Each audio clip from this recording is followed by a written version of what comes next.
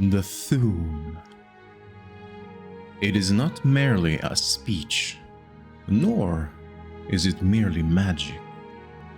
It is power itself, divine, raw, and unrelenting. The Thu'um, or the voice, is a gift bestowed upon mankind by Cain, whom the Nords revere as the embodiment of the winds and storms. It is said that in the dawn of creation, Cain exhaled her divine breath from atop the throat of the world, one of the 8 towers of Mundus. From this one breath, the Nords believe mankind itself was born. Skyrim, they say, is not just a homeland. It is the homeland, the very cradle of their existence. Unlike ordinary words, the Thu'um carries the very essence of the speaker's soul. A single word, if uttered with true intent, can topple walls, summon the wrath of storms, or even bend time itself. To master the Thu'um is to command the fabric of reality, shaping it to your will. Yet, such mastery is not granted lightly, for the Thu'um is not merely a skill to be learned, but a force that demands purity of purpose and unwavering discipline. For the Nords, the Thu'um is both a weapon and a prayer. It is how the legendary tongues of 𝕱𝖒𝖒, gifted individuals with a natural ability to speak the language of dragons, drove the snow elves from Skyrim so many years ago, shattering their armies with shouts as fierce as the northern winds. In time, the Thu'um would come to define much of Nordic culture, but with such power came inevitable conflict. For while some saw the Thu'um as a gift to guide and protect, others wielded it as a tool for conquest and domination. This division, and the path to its resolution, is what brings us to the story of the Greybeards, the monks atop 𝕱𝖒𝖒, who devoted their lives to understanding the true purpose of the voice. As we climb the 7,000 steps to uncover their story, we come upon a tablet, a certain emblem upon our path. It reads to us, "Before the birth of men, the dragons ruled all of Mundus. Their word was the voice, and they spoke only for true needs. For the voice could blot out the sky and flood the land. Aka, worms, Dova. The dragons, known to all as the creation of Akatosh, or Ariel. According to the writings of 𝕱𝖒𝖒, dragons had existed since before the advent of sequential time in the Dawn Era, a time period during which time followed an incomprehensibly non-linear path, and the very laws of nature remained unset. In these early years, the dragons were the only creature who could harness the power of the voice for great feats of magic, though they only did so in times of true need. Despite dragons supposedly existing before time was a concept, some dragons are described as being more ancient than others, with Alduin and 𝕈𝖱𝖎𝖏𝑔𝖒, considered the oldest by other dragons, hence why not all of them are considered equal in power. Men were born and spread over the face of Mundus. The dragons presided over the crawling masses. Men were weak then and had no voice. From these words, we begin to understand the role of dragons as both rulers and observers of the early world. Men, according to legend, were born of Cain's breath, shaped by the hands of the divines, and scattered across the face of Mundus. While their creation was a miracle of life, their early days were far from glorious. The dragons, with their godlike power and mastery of the Thu'um, saw themselves as the rightful stewards of Mundus. Men, on the other hand, were small and weak, lacking the strength, intelligence, or longevity to rival their draconic overlords. To the dragons, men were insignificant, a lesser species crawling beneath the skies. The idea that these immortals might rise to challenge the might of the 𝕱𝖏 was laughable.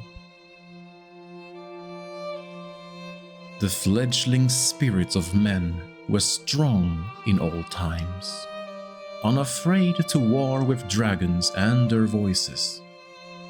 But the dragons only shouted them down and broke their hearts. Mankind, even in their frailty, possessed something unique: adaptability. While dragons ruled with power and fear, men sought ways to survive and grow. They toiled under draconic rule, worshipping the dragons as gods and offering tribute to their seemingly eternal rulers.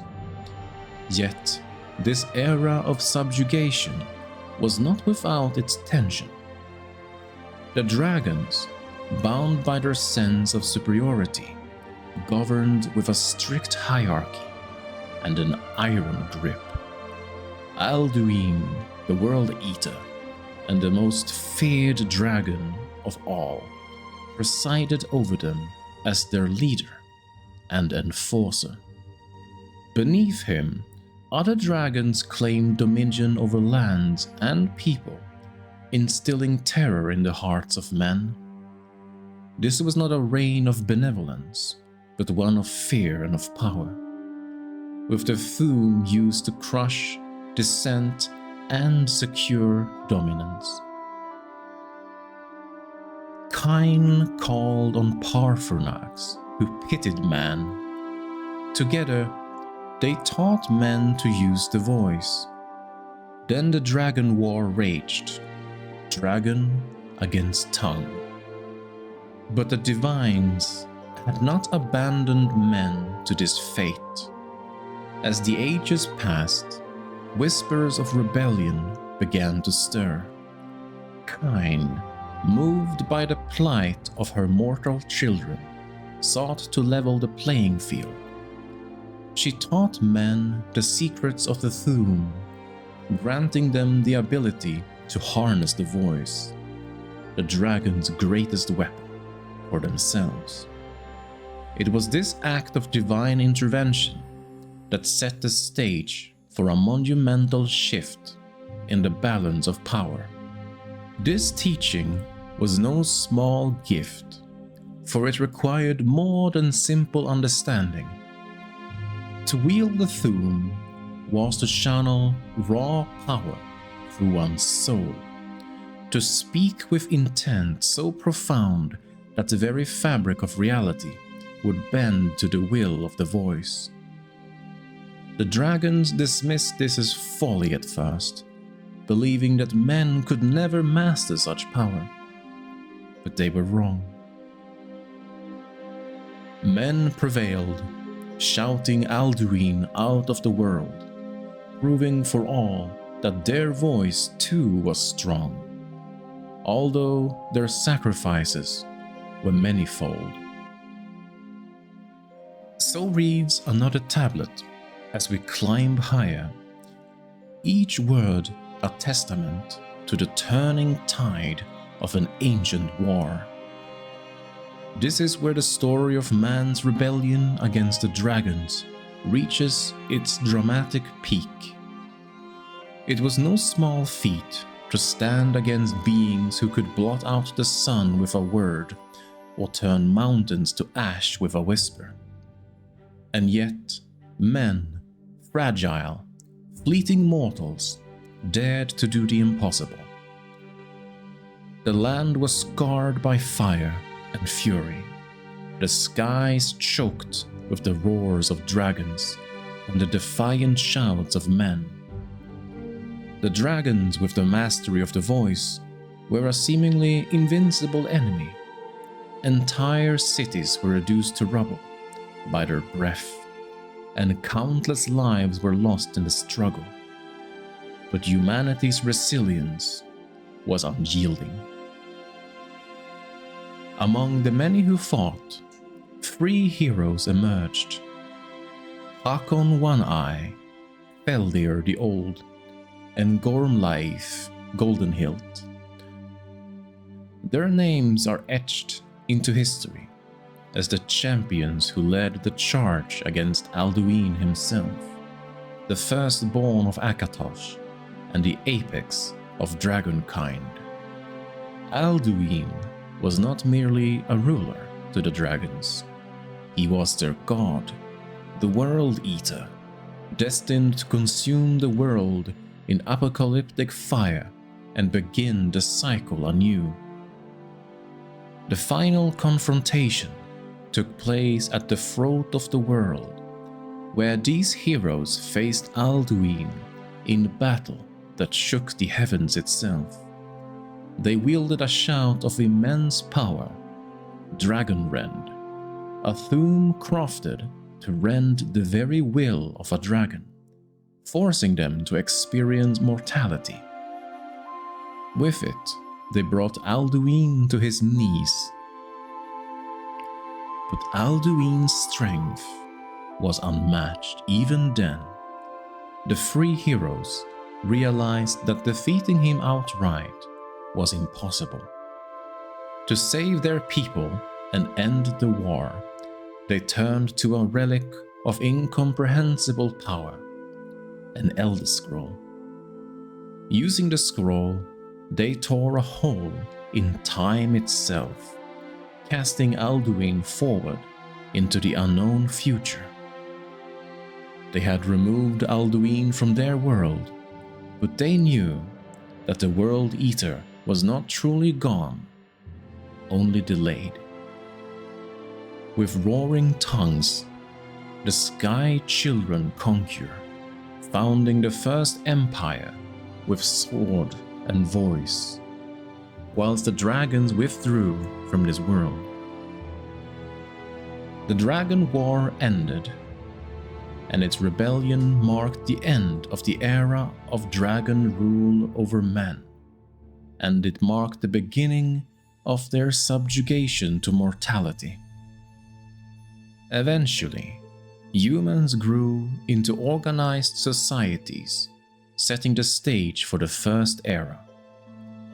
But its consequences lingered. The Thu'um, once a divine gift, had proven both salvation and a curse. The knowledge of its power became feared and revered in equal measure, and many began to question whether mortals were ever meant to wield such a destructive force. The tongues at Red Mountain went away humble. 𝕱𝖑𝖈𝖎𝖑𝖘 began his 7-year meditation to understand how strong voices could fail. Years of conquest through the Thu'um continued, until eventually a mighty tongue known as 𝕱𝖑𝖈𝖎𝖆 rose to prominence. He was among the most powerful Thu'um wielders of his time, his shouts capable of leveling armies and inspiring fear into any foe. Like many of his fellow tongues, Jürgen saw the Thu'um as a weapon, a tool of dominance and conquest to assert the will of the Nords above the will of others. During this time, the Nords extended their dominion far beyond Skyrim, including the conquest of Morrowind. The tide shifted in the 412th year of the First Era, when an alliance was forged between the 𝕲𝖈 and the 𝕻𝖈, led by King Indoril Nerevar of the 𝕲𝖈 and Dumak Dwarf King of the 𝕻𝖈. Their unity was sealed by their personal friendship between the two leaders. Together, this coalition pushed the Nords out of Morrowind, delivering a crushing blow to Nordic ambitions. The Nords suffered a humiliating defeat, losing their hold over Morrowind's western coastline. This resounding loss marked a turning point for Nordic culture and their relationship with the Thu'um.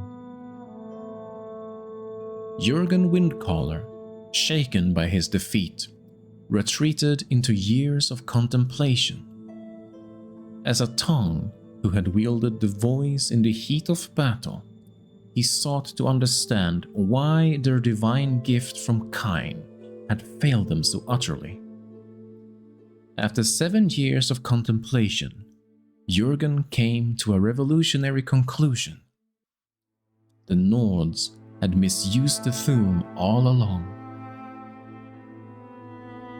𝕱𝖑𝖈𝖎𝖆 chose silence and returned. The 17 disputants could not shout him down. Jürgen the Calm built his home on the throat of the world. The voice, he believed, was not intended as a weapon of war, but as an act of worship to the gods, a gift bestowed to honor them and to seek enlightenment. In wielding it for conquest, the Nords had grown arrogant, much like the dragons before them, and had invited their own defeat. 17 disputant tongues faced him, attempting to force him to his knees with their shouts. But his philosophy triumphed. Bolstered by his unyielding command of the voice, his victory became legendary after a 3-day battle where the Wind Caller is said to have swallowed the shouts of the 17 tongues, the militant school of war, until his opponents were left spent and eventually became his disciples. This realization gave birth to the Way of the Voice, a philosophy that teaches those willing to learn that the Thu'um should only be used for worship in times of true necessity. 𝕱𝖑𝖈𝖎𝖆's teachings reshaped the way the Nords viewed their divine gift, marking the beginning of a cultural and spiritual transformation. The Order of the Greybeards were born, creating the monastery of 𝕲𝖈 to continue the teachings of the voice. For years, all silent, the Greybeards spoke one name, 𝕲𝖈. Stifling then was summoned to Hrofgar. They blessed and named him Dovahkiin. When the Greybeards speak, storms brew above High Hrofgar, and people are forced to evacuate due to the imminent danger of avalanches. When they even so much as whisper the word Dovahkiin, it rumbles through the world, and the mountains shake. Such is their power. The last time that they spoke was when they announced the greatness of 𝕈𝖈, who would, after his unification of Tamriel, give birth to the Third Empire, the Septim Dynasty. The voice is worship. Follow the inner path. Speak only in true need. In this moment, we learn that true power lies not in the force of words or the strength of shouts, but in the purity of intention behind them. The voice is a sacred tool, not to be wielded recklessly or for personal gain, but in service of a greater purpose. To walk the inner path is to master not only the shout, but the self, to speak when needed, and to act only in the service of truth. The lesson then is clear. True mastery of the voice is not just in commanding the world around you, but in commanding oneself.